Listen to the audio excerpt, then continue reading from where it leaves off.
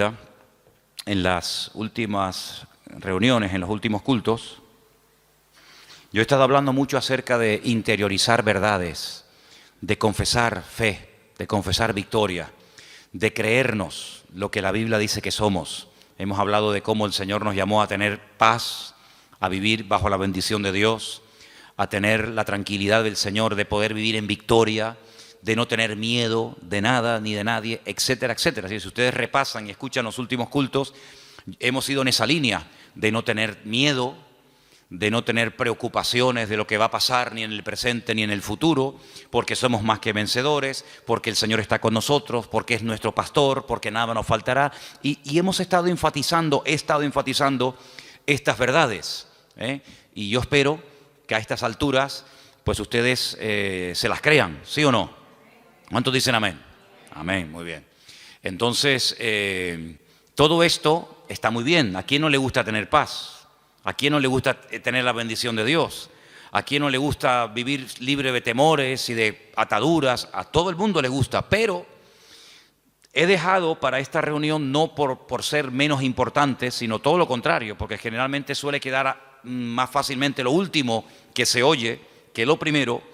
He dejado para el final, para este día, para esta clase, este estudio, un requisito fundamental para que la bendición, la paz, la victoria, la libertad, etcétera, etcétera, sea una realidad en nuestra vida. Y tengo que ser honesto en esto. Sin este requisito, todo lo que yo he predicado en las últimas semanas, todo lo que yo he compartido con ustedes, no va a verse en nuestras vidas. Porque este requisito es la llave que abre todas las bendiciones que Dios mediante vendrán en el futuro. Por lo tanto, todo lo que habéis oído en las últimas semanas depende de si hacemos o no caso al mensaje de esta noche. Vamos a ir a varias porciones y la primera porción a la cual vamos a ir es en el Evangelio según San Lucas. Este es un requisito indispensable para poder disfrutar de las bendiciones del Señor. Lucas capítulo 15, como bien saben ustedes, es un capítulo que contiene 3 enseñanzas, 3 parábolas, 3 ilustraciones. La primera nos habla acerca de un pastor que pierde una oveja.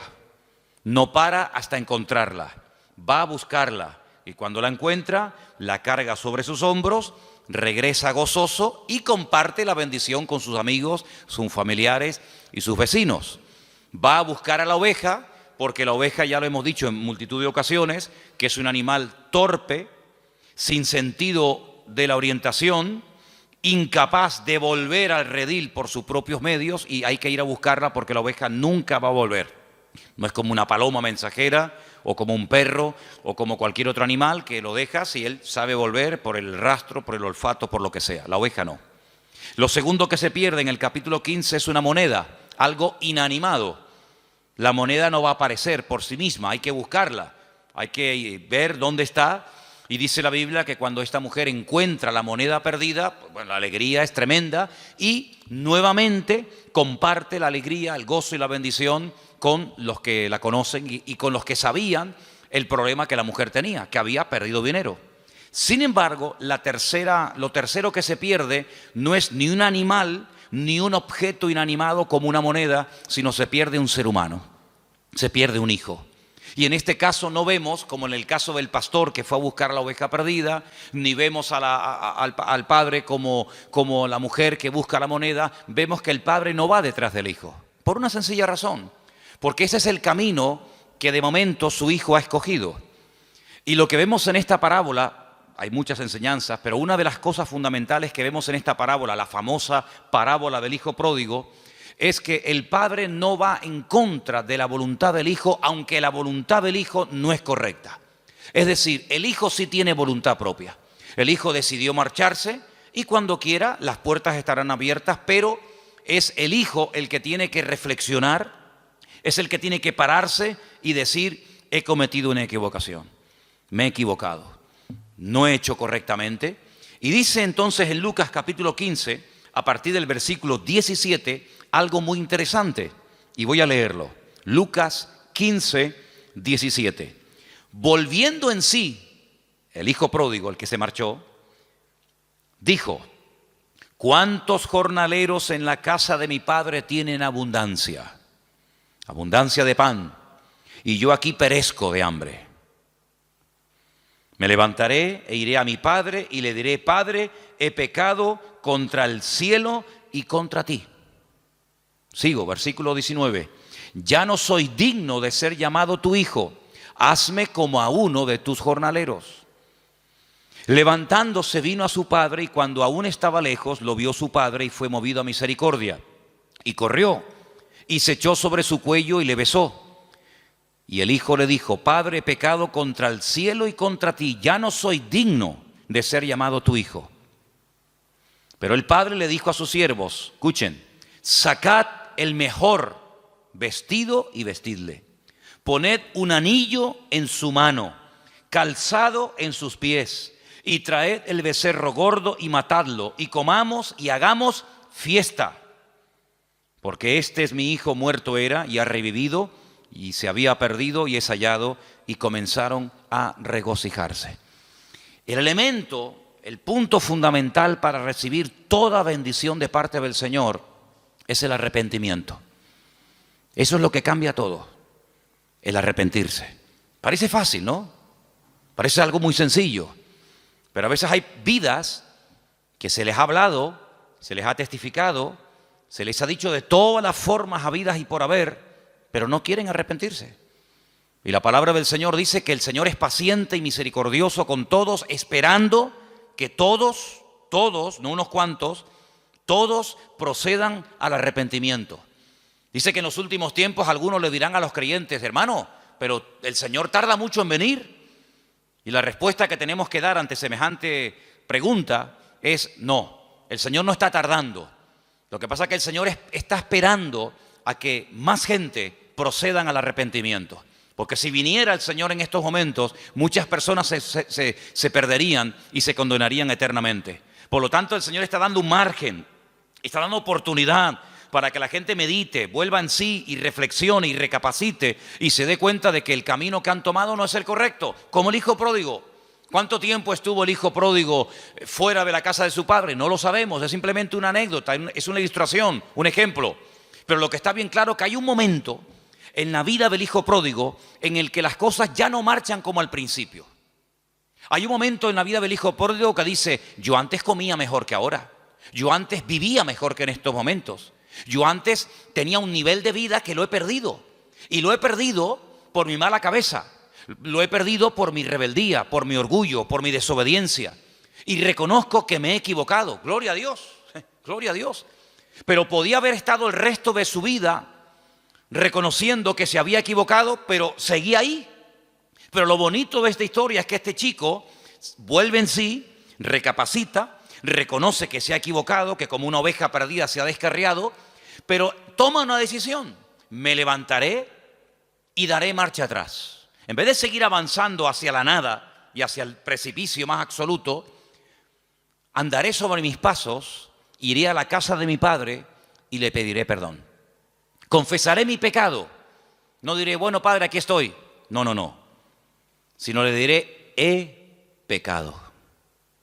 He pecado contra el cielo, contra Dios, y he pecado contra ti. Y reconozco que por mi mala cabeza, por las decisiones equivocadas que he tomado, ya no soy digno de que vuelvas a tener otra vez confianza en mí. Reconozco que si tienes misericordia y me quieres admitir, y si me haces como a un jornalero, en vez de tratarme como hijo, como a un jornalero, tienes todo el derecho del mundo de poder hacerlo. Porque mi testimonio ha sido pésimo. He desacreditado tu nombre y he sido un mal hijo. Y dice la palabra de Dios que este chico se levanta, no solamente se arrepiente, sino que él está dispuesto a dar la cara. Él está dispuesto a decirle a su padre todo lo que les acabo de decir. Y entonces cuando el padre ve que hay un verdadero y genuino arrepentimiento, un deseo de cambiar, un deseo de hacer las cosas decentemente y con orden, lo interrumpe. Porque ya no es él el que tiene que decirle al padre lo que tiene que hacer. Tu parte, Lo que te corresponde a ti es arrepentirte, pedir perdón, pero yo sabré lo que tengo que hacer, si tratarte de una manera o tratarte de otra, si mandarte al campo a trabajar como a un jornalero más o darte otra oportunidad. Y el padre optó por darle una oportunidad, otra más. Le pone unas ropas nuevas, no saca lo peor, sino dice el mejor vestido. Lo mejor que haya en casa, vestir a mi hijo, porque él es la imagen de lo que yo soy, por lo tanto él tiene que dar una imagen digna. Tienen que darle el anillo, con el anillo se firmaban los documentos, el anillo era señal de autoridad, ponerle calzado, hagamos una fiesta, porque aquí ha habido hoy algo increíble que tenemos que saber festejar y recordar, que mi hijo se había muerto prácticamente, lo dábamos ya por muerto, por perdido, pero gloria a Dios, ha vuelto en sí, ha vuelto a la casa, arrepentido, y entonces comienzan una serie de bendiciones otra vez a manifestarse en la vida del hijo. ¿Qué fue lo que produjo el cambio? ¿Qué fue lo que hizo que lo que había perdido lo volviera a recuperar y se volviera a hacer una fiesta en la casa y borrón y cuenta nueva? El arrepentimiento. Si no hay arrepentimiento, no puede haber victoria en nuestra vida. Si no hay arrepentimiento y apartarnos del pecado, no solamente un remordimiento de conciencia, no solamente decir estoy obrando mal, he hecho mal, me he equivocado, pero no hay cambio. No, el arrepentimiento, como bien saben ustedes y se ha dicho muchas veces desde este mismo púlpito, es cambio de dirección. Si no hay un cambio de dirección, si no hay un rechazo a la vida que he estado llevando, entonces no hay un genuino arrepentimiento. Hay un remordimiento. Te sientes mal porque sabes a la luz de la palabra de Dios que lo que estás haciendo o has hecho no está bien, pero sigues haciéndolo.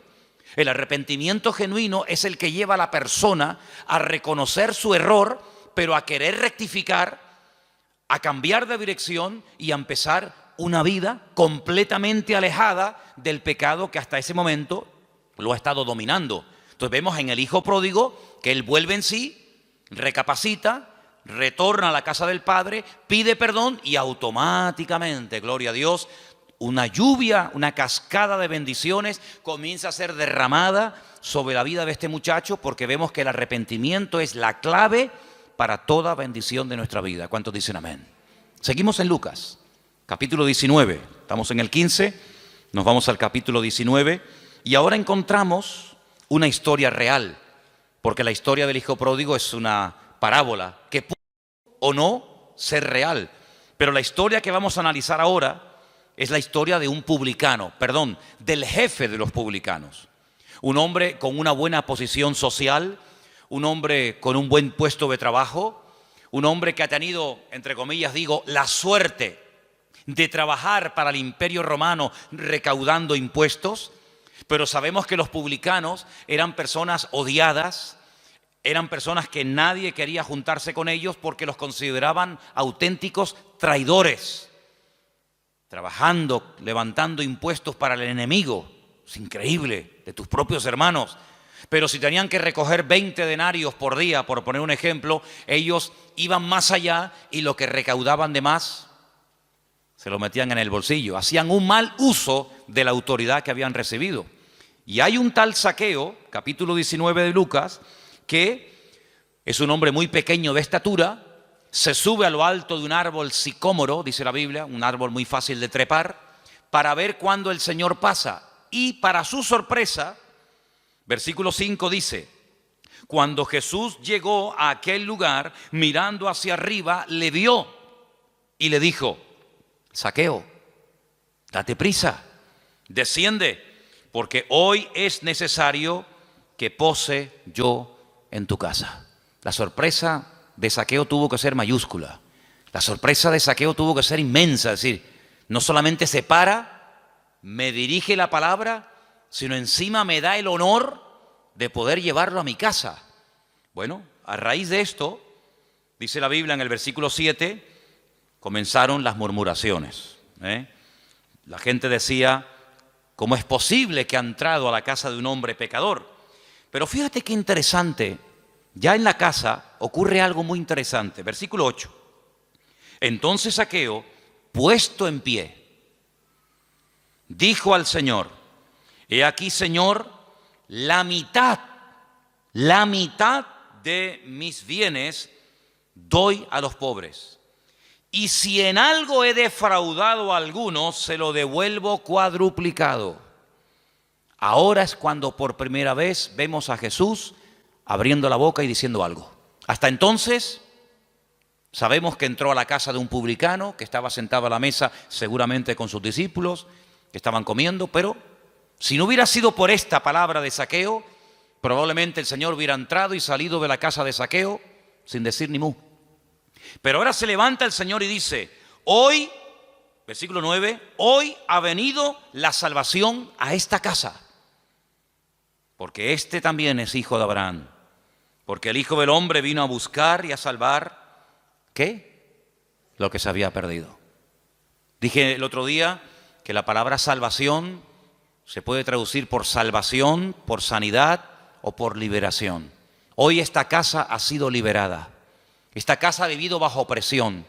Esta casa no ha vivido bajo la bendición de Dios, porque este hombre ha extorsionado, este hombre ha engañado, este hombre ha mentido, este hombre ha hecho un abuso excesivo de su autoridad. Pero este hombre está arrepentido, y está arrepentido de verdad, hasta el punto que dice, voy a devolver cuadruplicado todo lo que he robado a la gente. Claro, estamos hablando de un judío. El judío sabía perfectamente que según la ley, cuando alguien robaba algo a alguien, si se arrepentía, no solamente era suficiente con decir, oye, mira, perdóname que te robé el otro día la oveja y aquí no pasa nada. No, un momentito. Tú estás arrepentido, pues dame la oveja. Pero no solamente me tienes que dar la oveja, sino que según la ley de la Biblia, tenía que darle 4 más. Porque tú has hecho uso de mi oveja. Tú has tomado la leche, seguramente los cabritos te los has quedado. Tú has sacado un fruto, un beneficio de mi propiedad. Por lo tanto, si verdaderamente estás arrepentido, tienes que demostrarlo no solo diciéndolo, sino con las acciones. Porque una imagen vale más que 1000 palabras y porque por sus frutos los conoceréis. Entonces no es suficiente con que tú ahora te hagas el niño bueno y te levantes en medio de la comida para que todo el mundo te oiga y te digan, qué buen hombre, qué buena persona. Jesús, estoy arrepentido, soy un publicano, soy un sinvergüenza, soy un extorsionador, pero bueno, Señor lo sabe todo, gracias por venir a mi casa. No. Voy a estar dispuesto a sacrificarme, a desprenderme de lo que a mí me ha dominado durante tanto tiempo, que es el amor al dinero. Y entonces el Señor se levanta y dice, ahora sí, amigo, hoy ha venido la salvación, la liberación, la victoria a esta casa. Entonces vimos en la parábola del hijo pródigo cómo las bendiciones del Padre cayeron sobre la vida del hijo cuando el hijo se arrepiente. Vemos que la bendición cae sobre la vida de Zaqueo y sobre su hogar cuando Zaqueo se levanta y pide perdón y dice y admite que ha defraudado, que ha robado, pero está dispuesto a devolver cuadruplicado lo que ha robado. Pero hay más ejemplos en la Biblia. En el libro de los Hechos, el capítulo 2, precisamente yo leía hoy esta porción y me llamó muchísimo la atención. Hechos capítulo 2, a partir del verso 36, cuando es derramado de una forma sobrenatural el Espíritu de Dios sobre aquellos que estaban en aquel lugar, muchas personas se rodean la casa y Pedro se pone en pie y dice, amigos, hermanos, que nos habéis escuchado hace unos instantes hablar en diferentes idiomas y los habéis entendido porque ustedes saben perfectamente lo que hemos dicho, aunque nosotros no tenemos ni idea de lo que hemos dicho, porque hemos hablado en otras lenguas, según el Espíritu nos da que hablase. Pues quiero decirles que nosotros primero no estamos borrachos. Esto no es efecto del alcohol, porque el alcohol no produce estos efectos.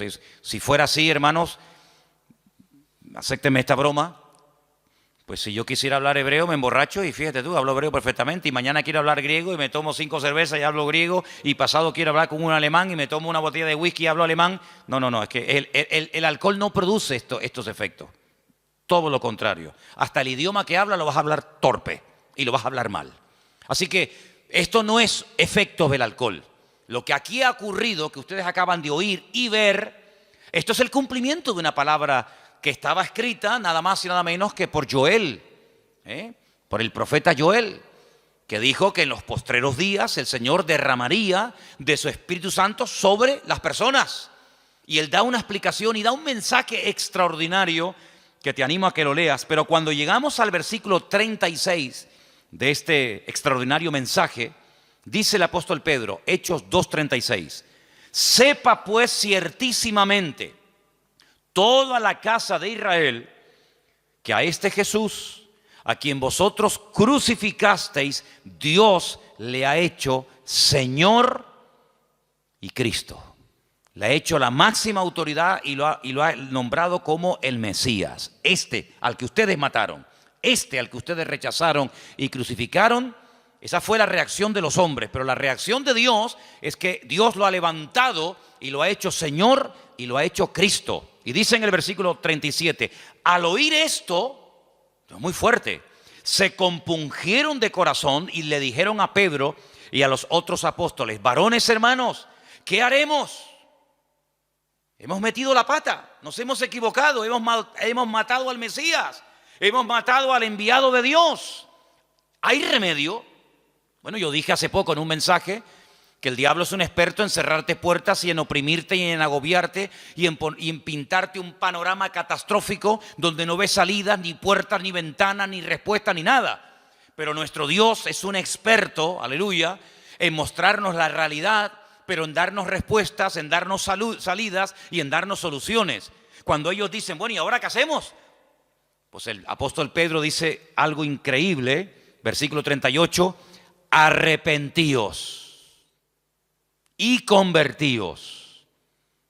Dice el versículo 38, cada uno de vosotros en el nombre de Jesucristo para el perdón de vuestros pecados y recibiréis el don, el regalo, la dádiva del Espíritu Santo como nosotros.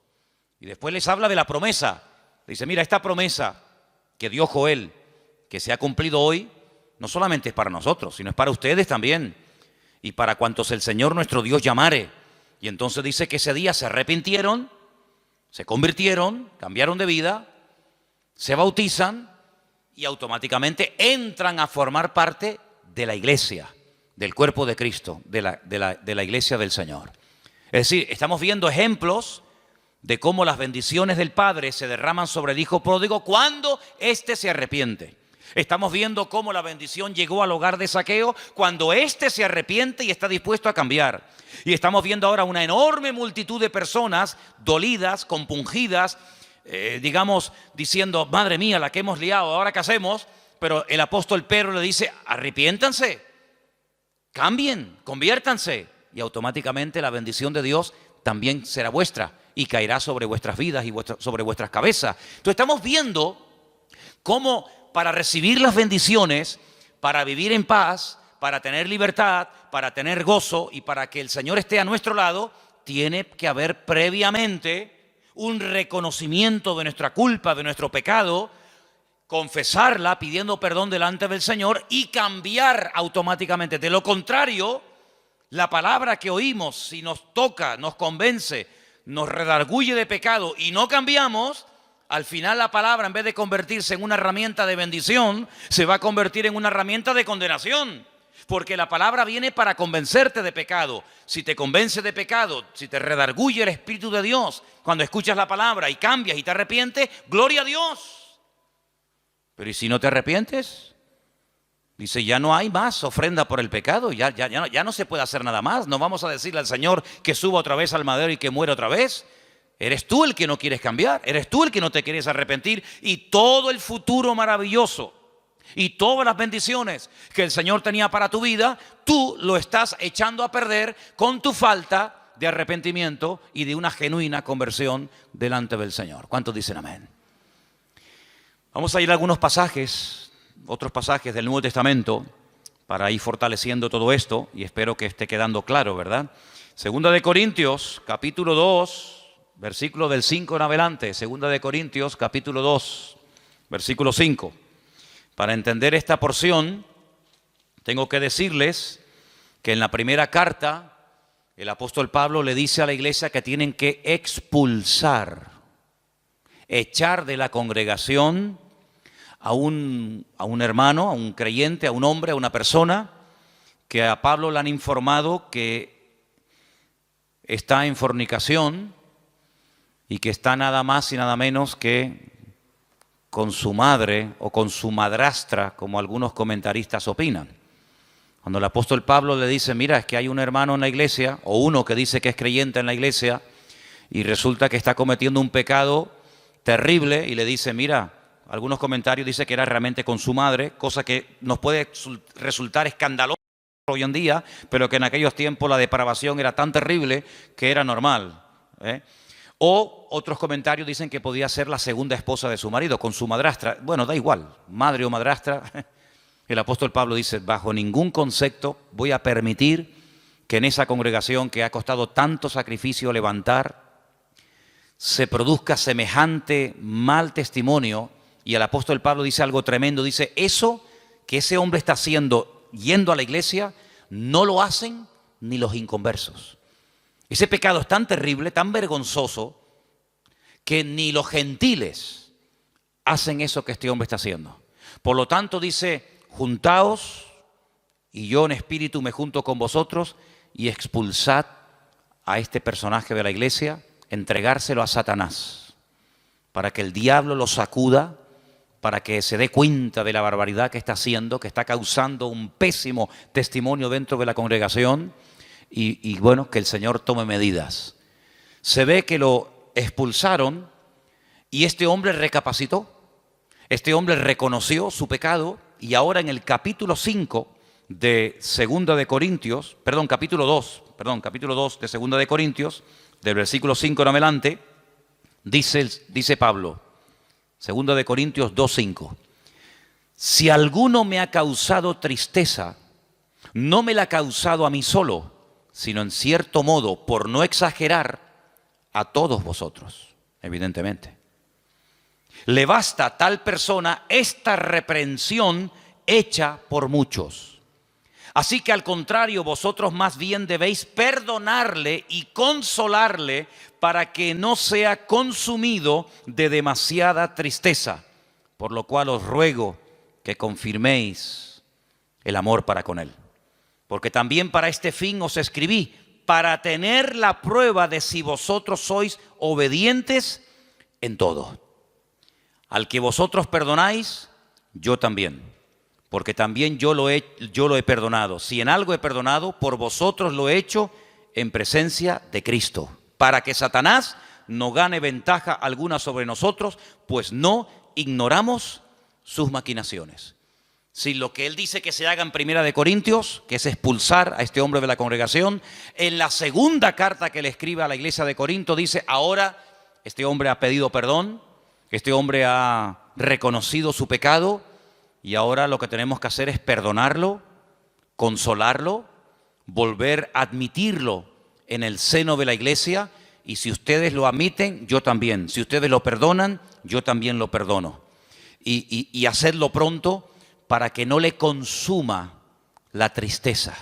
Cuando una persona es reprendida, exhortada, puesta temporalmente en disciplina, esa disciplina tiene que surtir un efecto. Tiene que haber un cambio en esa persona.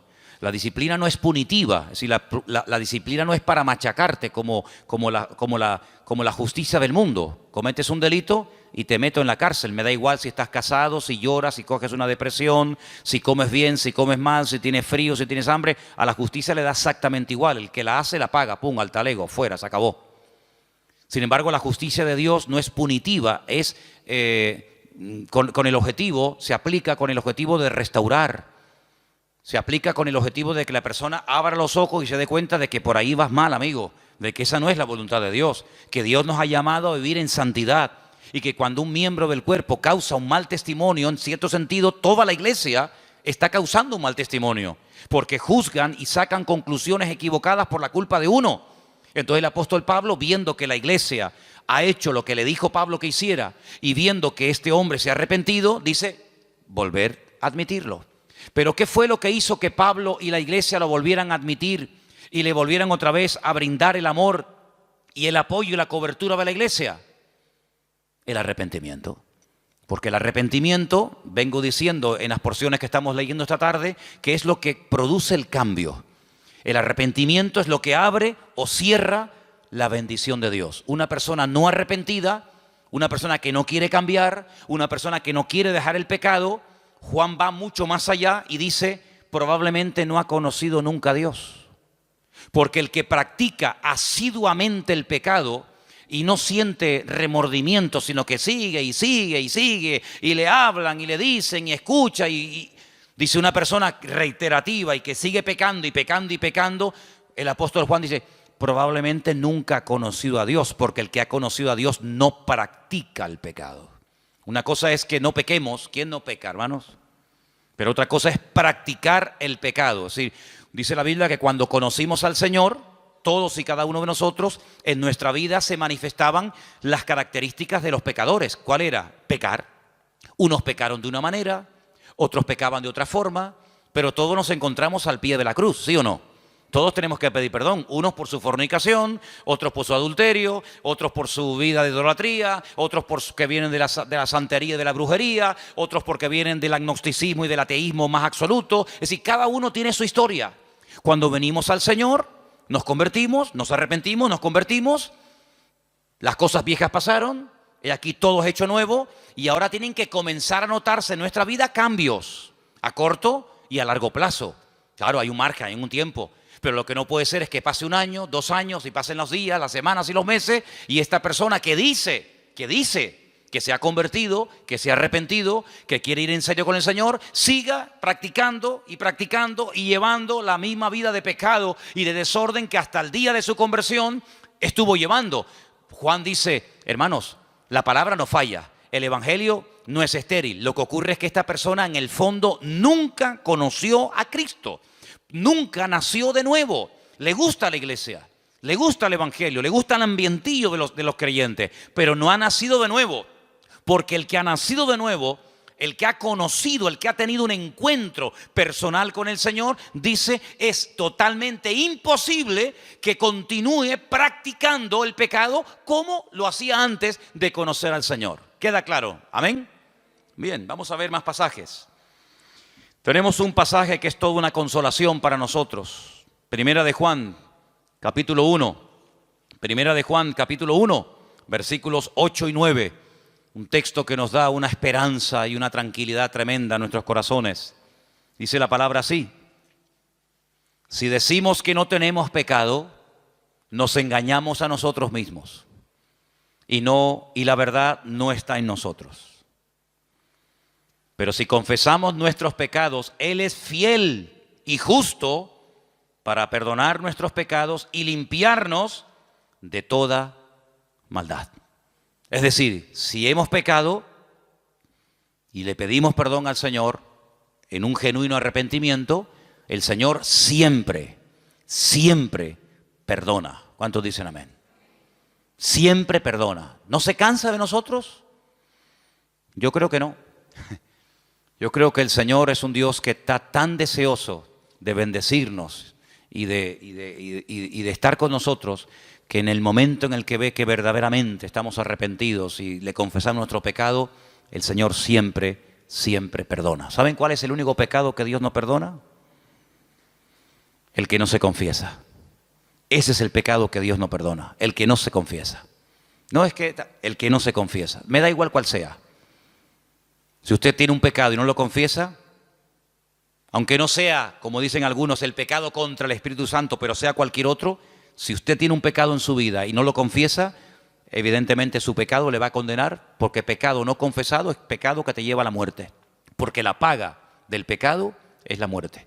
¿Cuál es el pecado que Dios perdona? Aquel que se confiesa en un genuino arrepentimiento, invocando el perdón y la sangre de Cristo, y Él es fiel y justo para limpiarnos de toda maldad. ¿Cuántos dicen amén? Seguimos en Juan, capítulo 2, verso 1. Hijitos míos, estas cosas os escribo para que no pequéis. Ese es el objetivo, que no pequemos. Pero si alguno hubiere pecado, abogado tenemos para con el Padre. ¿A quién? A Jesucristo. Esa palabra abogado es la misma palabra que aparece en Juan cuando dice consolador, paracleto. Tenemos un abogado delante del Padre que es Jesucristo el justo. Él es la propiciación, una palabra un poco rara, ¿no? Él es nuestro sustituto, el que ocupó nuestro lugar. Eso es lo que es propiciación. Él es el sustituto, Él es la propiciación por nuestros pecados. Y no solamente por los nuestros, sino por los de todo el mundo. En esto sabemos que nosotros le conocemos, si guardamos sus mandamientos. Hay alguien que pueda decir, yo le conozco, yo sé, yo he tenido un encuentro con el Señor y no guarda sus mandamientos, es decir, su palabra. Esa persona es mentirosa. Miente. Y la verdad no está en él. Pero el que guarda su palabra, en este verdaderamente el amor de Dios se ha perfeccionado. Por eso sabemos que estamos en él. Nuestros deseos cambian. Estaba leyendo estos días y a lo mejor, no sé, a lo mejor probablemente el domingo comparta algo de esto. Hay un versículo en el libro de Ezequiel, capítulo 36, donde en el mismo versículo lo que me llamó la atención cuando lo leía es que aparecen como 3 tipos de corazones. La palabra corazón en el mismo versículo aparece 3 veces. Dice, yo les daré un corazón nuevo. Yo quitaré el corazón de piedra de vosotros y os daré un corazón de carne. En el mismo versículo, corazón nuevo, corazón de piedra y corazón de carne. Estoy preparando algo, no sé, a lo mejor lo comparto el domingo, no sé, ya se darán cuenta si lo hice así o no. Pero lo que está bien claro es que el Señor, cuando viene a nuestra vida, nos cambia nuestros sentimientos, nuestros impulsos, nuestras emociones. Y en eso se conoce que una persona verdaderamente ha nacido de nuevo. No es que no pueda ser tentado, sino que no lleva una vida de desorden como la ha estado llevando hasta que llegó el punto en su vida de conocer al Señor, se ha arrepentido, ha reconocido que eso no le agrada a Dios, y no es que se arrepiente por miedo al infierno, no. No es que se arrepiente por miedo al castigo eterno, no, sino que se arrepiente porque conoce y ama a Dios y no quiere ofenderle. Eso es una cosa muy diferente. No es que el niño se porta bien porque si se porta mal no le dejo jugar con la bicicleta. Entonces, como quiere jugar con la bicicleta, él se porta bien, pero si fuera por él se portaría mal. Pero como quiere jugar con la bicicleta, entonces se porta bien. Pero el verdadero Hijo de Dios no deja de pecar por miedo al castigo, sino el verdadero nacido de nuevo deja de pecar porque ama tanto a Dios que no quiere ofenderle, ni quiere hacer nada que no haría el Señor y que ofendería la santidad y la grandeza del Señor. ¿Cuántos dicen amén? Ahora, puede ser que como creyentes se peque, claro, cómo no, somos seres humanos y dice la Biblia que el espíritu está pronto y la carne es débil. ¿Qué ocurre entonces? Santiago, la carta a Santiago, hay un texto muy bonito en el capítulo 5, casi al final de la carta de Santiago, en el capítulo 5, 19 y 20. Escucha bien porque es un versículo muy interesante y espero que captes el espíritu de la letra. No solamente la letra, sino el espíritu de la letra. Santiago 5, versículos 19 y 20 dice, hermanos, no llamamos hermano a todo el mundo. Usted va por la calle y cuando entra, por ejemplo, en una cafetería a tomar un cortado, dice, buenos días, hermanos, Señor les bendiga a todos. Los de la barra te miran así diciendo, ¿de dónde ha salido este? No entras a la universidad por la mañana, dice, buenos días, hermanos, ¿qué tal? Señor les bendiga, hermanos. La gente dice, yo no soy tu hermano. ¿A quién le llamamos hermanos? Aquí, a nosotros. ¿Qué tal, hermano? ¿Cómo estás? Hola, hermanita. A mí me viene de maravilla eso de hermano y hermana. Cuando me quedo trabado y no me sale el nombre, digo, hola, hermana, ¿qué tal? Y quedo bien, encima quedo hasta educado, ¿no? Así que cuando Santiago dice hermanos, ¿a quién le está hablando? ¿A los inconversos? No, le está hablando a los hermanos. Y hermano en Cristo nuestro es todo aquel que tiene a Cristo en su corazón como tú y yo lo tenemos, ¿sí o no? Eso está claro, ¿no? Muy bien, sigo entonces. Hermanos, si alguno de entre vosotros se ha extraviado de la verdad y le hace volver, sepa que el que haga volver al hermano, nadie dice nada. Corríjame porque leí mal a propósito y nadie me dijo nada. Yo sé que ustedes me quieren mucho, pero no me permitan que lea mal la Biblia. El versículo no dice, sepa que el que haga volver al hermano, no dice eso, hermano. Dice, el que haga volver al pecador del error de su camino, salvará de muerte un alma y cubrirá multitud de pecados. Es decir, que existe la posibilidad de que después de haber conocido al Señor, de formar parte del cuerpo de Cristo, de ser hermanos y hermanas, pequemos y nos desviemos de la verdad, ¿sí o no? Entonces, ¿qué hacemos? Bueno, pues entonces lo que hay que hacer es volver al camino. ¿Y cómo se vuelve al camino? Arrepintiéndose. Señor, he pecado contra el cielo, he pecado contra tu palabra, te pido perdón, lo siento, Señor. No quiero volver a cometer este pecado. ¿Y el Señor qué hace? Perdona y olvida. ¿Por qué? Porque es fiel y justo para perdonar todo pecado que verdaderamente le pedimos perdón en genuino arrepentimiento delante del Señor. Entonces, el denominador común, el hilo conductor de lo que estoy hablando en esta noche, todo se ciñe a una sola palabra: arrepentimiento, arrepentimiento, arrepentimiento. Pero cuidado, hay creyentes que piensan que el tema del arrepentimiento es para los de la calle, para, como decimos a veces hasta despectivamente, ¿no? Que Dios nos perdone, para los del mundo, que se arrepientan de esa idolatría, que se arrepientan de sus pecados. Sí, no, está claro que se tienen que arrepentir, los pecadores se tienen que arrepentir, pero hermano, los cristianos también tenemos que vivir una vida de arrepentimiento cada día. O nosotros ya no pecamos. El que no practiquemos un pecado no significa que de vez en cuando no cometamos algún pecado. Porque dice la Biblia que el que no peca es varón perfecto, capaz de refrenar todo su cuerpo.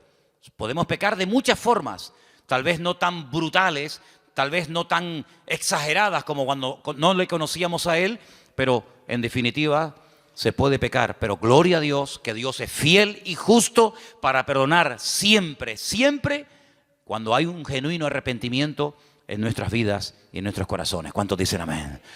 Qué alivio, ¿no? Gloria a Dios. Bueno, tengo un versículo más. Vamos a Job, libro de Job, y con este texto terminamos. Libro de Job, capítulo 11. Y son versículos que a usted le van a resultar muy, pero que muy, muy conocidos, porque la mayoría se lo saben todos ustedes de memoria. ¿Sí o no? ¿Se lo saben de memoria? Dice Job capítulo 11, versículo 13. ¿Lo leemos juntos? Me gustaría que lo leyéramos juntos. Job 11, del 13 en adelante. Cuando lo tengan, dígame, ya lo tengo. Lo tienes, ¿no? Dice, si tú dispusieres tu corazón y extendieres a él tus manos, si alguna iniquidad hubiere en tu mano y la echares de ti, y no consintieres que more en tu casa la injusticia, entonces levantarás tu rostro limpio de mancha, serás fuerte, nada temerás, olvidarás tu miseria o te acordarás de ella como aguas que pasaron. La vida te será más clara que el mediodía, aunque oscureciere será como la mañana. Tendrás confianza porque hay esperanza. Mirarás alrededor y estarás seguro. Te acostarás y no habrá quien te espante, y muchos suplicarán tu favor. Pero los ojos de los malos se consumirán, no tendrán refugio, y su esperanza será dar su último suspiro. ¡Qué maravilla de bendiciones! Dormir en paz, estar tranquilos, aunque sea de noche, será como la mañana. Es una vida victoriosa, segura, bendecida, prosperada. Todo eso está hermoso. Y si yo pregunto a cualquiera, ¿cuántos quieren tener esa vida?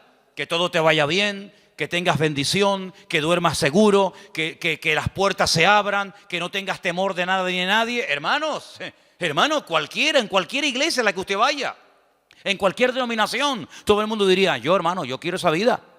Muy bien, gloria a Dios. Primer punto a favor. Pero el requisito lo hemos leído en los primeros versículos. Disponer el corazón.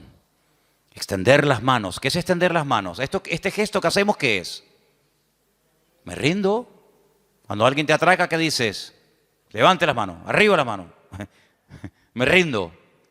Es así. ¿A quién te rinde? A él, Señor, me rindo, Señor. Dame con un garrote. Me rindo.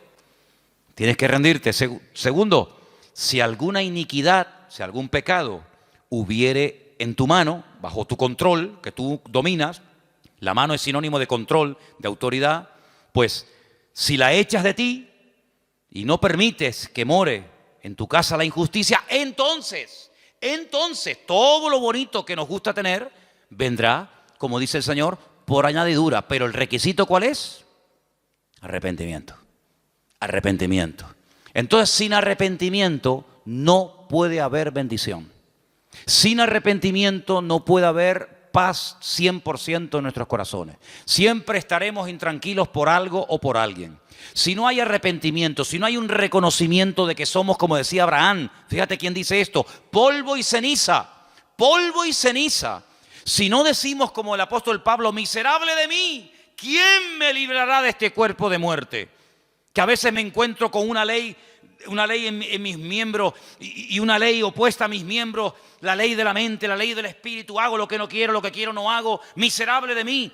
Si no tenemos el espíritu de Isaías que decía, ay de mí, que siempre hombre inmundo de labios han visto mis ojos al Rey de Gloria. Si no tenemos esa actitud de temor, porque eso se llama temor a Dios. Si perdemos ese temor, entonces ¿qué somos? ¿Qué somos entonces?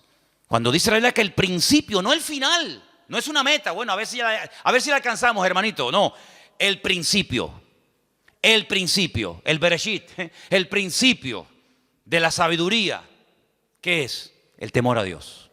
Y otro versículo también muy parecido en Proverbios dice que el principio de la sabiduría es aborrecer el mal. Entonces, hermano, las bendiciones, gloria a Dios, ahí están. Pero si hemos sido llamados para ser personas bendecidas, si hemos sido llamados para tener al Santo de los Santos con nosotros 24 horas al día, si hemos sido llamados para vivir con gozo, con libertad, con quietud, con calma. Dice, en el mundo tendréis aflicción, pero confiad, yo he vencido al mundo. Pero bueno, ¿y entonces por qué a veces no hay esa paz, no hay esa bendición? Bueno, pues porque a veces pecamos, pero cuidado, y quiero dejar bien claro esto, porque a veces nosotros podemos llegar a presumir o a sentir una falsa seguridad porque decimos, pero si yo no estoy pecando. No estoy pecando porque mira, no hago ni esto, no hago aquello, no hago tal, no hago cual, no sé qué. Y metemos el pecado en una parcela donde decimos, no estoy pecando porque no cometo adulterio, porque no fornico, porque no robo, porque ya no me postro ante imágenes, porque no hago. Y entonces yo me creo que como cristiano, como ya dejé de hacer, como ya no hago ciertas y determinadas burradas o barbaridades que hacía, pues ya no estoy pecando. Momento, dale la vuelta a la moneda. La otra cara de la moneda dice que el que sabe hacer, porque hemos aprendido a no hacer lo malo, eso ya lo sabemos. ¿O tendremos otra vez que repetir lo que está mal? No, pero el que sabe hacer lo bueno y no lo hace, pues dice la Biblia que también está pecando. Es decir, una cosa es pecar por acción, que ya no es nuestro caso, pero en nuestro caso es muy peligroso el estar pecando por omisión. Saber que tengo que hacer algo y no lo estoy haciendo. Puedo decir, Señor, mira, yo no estoy adorando imágenes. Me faltaría más, que a estas alturas todavía estemos con este rollo. Pero es que de eso no tienes que presumir, porque tú sabes, porque mi espíritu mora en ti, que la idolatría, la brujería, la hechicería, etcétera, todo eso es pecado. Pero mi pregunta es, ¿tu vida en qué se ha convertido? ¿En una vida de estancamiento, en una vida de no peco, no hago nada, vivo como en una burbuja herméticamente? ¿O mi vida es una vida activa donde sé que tengo la obligación de hacer ciertas y determinadas cosas y las estoy haciendo? Porque también se puede pecar de esa manera.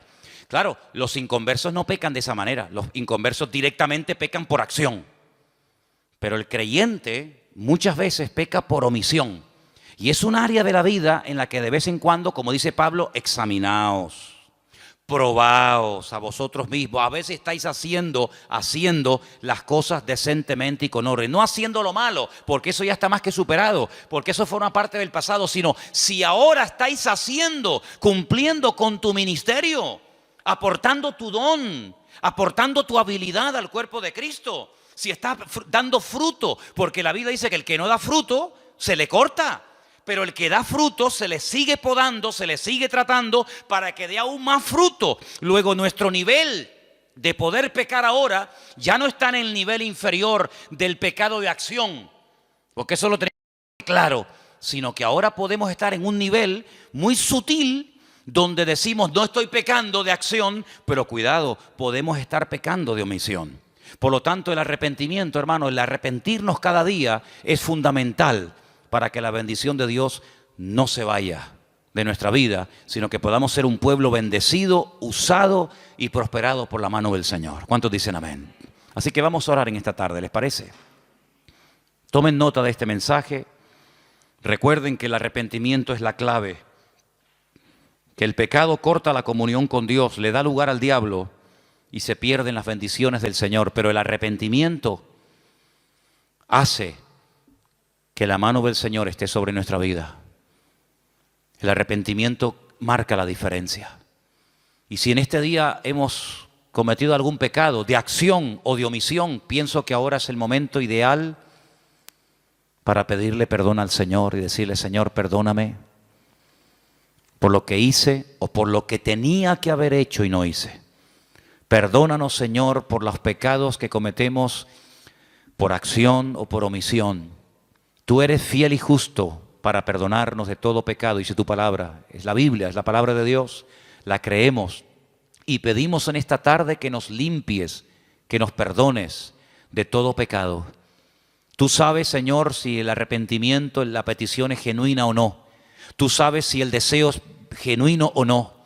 Por eso yo te pido, Señor, que en esta tarde esa paz que sobrepasa todo entendimiento humano sea la confirmación de ese perdón en nuestra vida, porque la sangre de Jesucristo nos limpia de todo pecado. Invocamos esta tarde esa sangre preciosa, invocamos esta tarde ese perdón del cielo y pedimos que tu pueblo aquí presente sea un pueblo que esté bajo la cobertura de tu mano poderosa. Y todos los hermanos y hermanas que verán, Dios, mediante este mensaje, te pedimos también por ellos, para que vivamos una vida de proximidad, de arrepentimiento genuino cada día a la presencia de nuestro Dios. Guárdanos del maligno, apártalo de nuestro camino, para que podamos siempre estar atentos y no darle lugar al enemigo. Gracias porque tú siempre perdonas y te alabamos y te glorificamos en esta tarde por esta gran verdad de tu palabra. En el nombre bendito de Jesús, amén y amén. Gloria a Dios.